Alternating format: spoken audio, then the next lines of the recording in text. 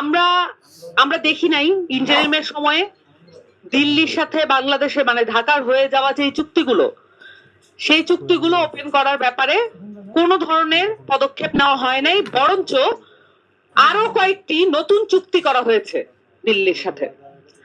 এবং আমি এখানে বলে রাখতে চাই, আমরা যে স্লোগানটা খুব পপুলারলি দিয়ে থাকি, দিল্লি না ঢাকা, এই স্লোগানটা একটা খুবই ভুল স্লোগান। এই স্লোগানটা হওয়া উচিত দিল্লি না বাংলাদেশ, কারণ আপনার পুরো ভারতের সকল মানুষ দিল্লির এই শাসন ব্যবস্থার সাথে একমত নয়, প্রথমত।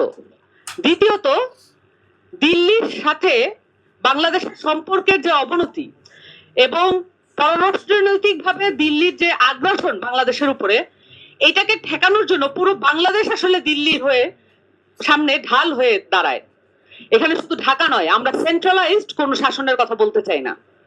ঢাকাকে যখন আপনি মুখ্য করে তোলেন, সেটা হচ্ছে আরেকটা সেন্ট্রালাইজড শাসনের কথা আপনি মুখ্য করছেন। আপনি একটা সেন্ট্রালাইজড শাসনের বিপক্ষে আরেকটা সেন্ট্রালাইজড শাসনকে মুখ্য করে তুলছেন।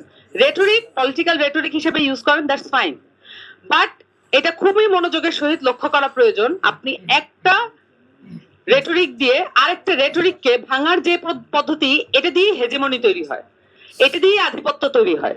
একটা আধিপত্য দিয়ে আপনি আরেকটা আধিপত্যকে ওভারট্রাম্প করতে পারেন না। দেখেন, ওভারট্রাম্প শব্দের মধ্যেও ট্রাম্প আছে।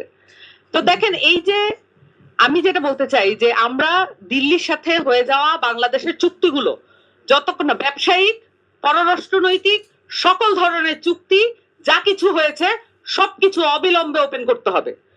এখানে একজন বিএনপি নেতা এসেছিলেন, আমরা যত বড় গলা করি বলি না কেন বিএনপি আধিপত্যবাদের বিপক্ষে সবচেয়ে বড় শক্তি, এইটা বলার মধ্য দিয়ে এটা প্রমাণিত হয় না, কোন ধরনের বক্তব্যের মধ্য দিয়ে এটা প্রমাণিত হয় না।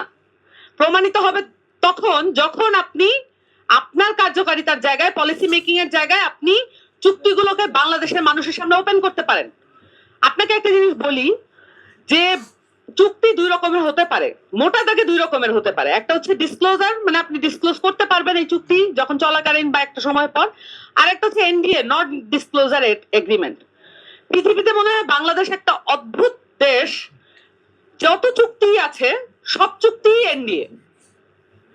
আপনার আমেরিকার মতো একটা কান্ট্রি, যেটা একটা চরমভাবে নানানভাবে ফ্যাসিস্টিক কার্যকলাপের সাথে জড়িত এবং অপর দেশের উপরে আগ্রাসন চাপিয়ে দেওয়ায় অভ্যস্ত, এরকম একটি দেশ 30 বছর পর পরে সকল এগ্রিমেন্ট, সরকারি এগ্রিমেন্ট গুলো কিন্তু বাহিরে চলে আসে। ফলত আমরা যেটা দেখি, আমি এটা আগেও বলেছি, চমস্কি, গ্রেভারের মতো বুদ্ধিজীবীদের আপনারা গড়ে উঠতে দেখেন, বক্তাদের আপনারা গড়ে উঠতে দেখেন, এবং আধিপত্যবাদ বিরোধী একটা শক্তিকে আপনারা গড়ে উঠতে দেখেন, যুদ্ধ বিরোধী একটা শক্তিকে গড়ে উঠতে দেখেন।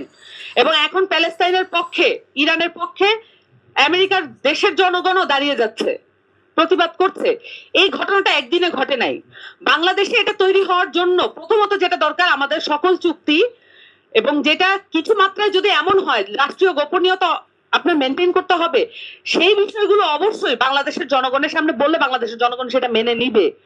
কিন্তু এটা হতে পারে না বাংলাদেশের সকল ব্যবসায়িক চুক্তি, বাংলাদেশের সকল পররাষ্ট্রনৈতিক চুক্তি একটা গোপন পর্দার আড়ালে আপনারা এটা করতে থাকবেন আর মুখে বলবেন যে আমরা আধিপত্যবাদের সবচেয়ে বড় বিরোধী শক্তি।